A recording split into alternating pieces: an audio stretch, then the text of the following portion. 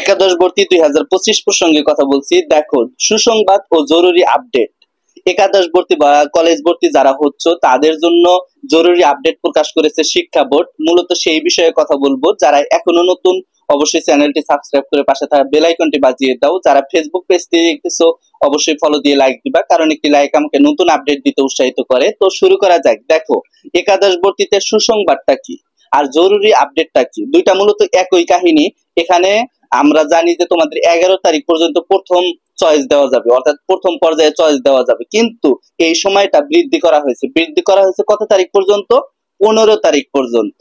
অর্থাৎ 11 তারিখ পর্যন্ত ছিল লাস্ট ডেট, এটা কিন্তু বৃদ্ধি করে 15 তারিখ পর্যন্ত করা হয়েছে। যারা বোর্ড চ্যালেঞ্জে ফেল থেকে পাস করেছো তারাও কিন্তু এই 15 তারিখের মধ্যেই আবেদনটা করতে পারবা।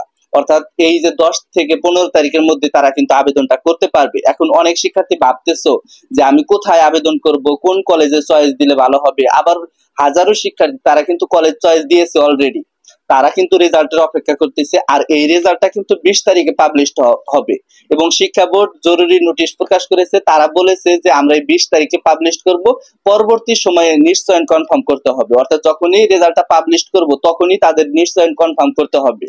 এখন তোমার 10টা কলেজের মধ্যে তোমার কাঙ্ক্ষিত একটা কলেজ আসছে, তুমি যদি ওই কলেজে ভর্তি হতে চাও তাহলে 100% নিশ্চয়নে চাপ দিতে হবে। যখনই নিশ্চয়নে চাপ দিতে পারবা তখনই কিন্তু ওই কলেজ তোমাকে নিয়ে নেবে এবং অন্য বা দ্বিতীয় পর্যায়ে বা তৃতীয় পর্যায়ে তখন আর আবেদন করার কোনো চান্স থাকবে না।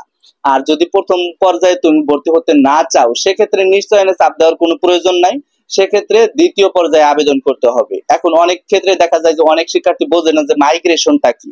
না, মাইগ্রেশন অনেকেই কিন্তু অন করে রাখছিল যখন ভর্তির সময়, তখন মাইগ্রেশন অন করে রাখছে।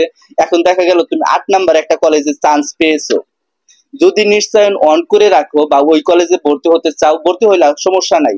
যখন মাইগ্রেশনের রেজাল্ট দিবে তখন হয়তোবা 7 নাম্বার, হয়তোবা 1 নাম্বার কলেজটাও তোমার আসতে পারে ভাগ্যক্রমে। তো দেখা যাক আসলে কি হয়। আর তোমাদের যে জরুরি আপডেটটা, এটা হচ্ছে তোমাদের 15 তারিখ পর্যন্ত ম্যাথ দেওয়া হয়েছে এবং সে অনুযায়ী তোমরা আবেদনটা করতে পারবা। তাই যারা এখনো আবেদন করো নাই অবশ্যই 15 তারিখের মধ্যে আবেদনটা করে ফেলবা। তো এই ছিল আজকের ভিডিওটা। সামনে কোন আপডেট চাও অবশ্যই কমেন্ট বক্সে জানাবা। ধন্যবাদ সবাইকে। আসসালামু আলাইকুম।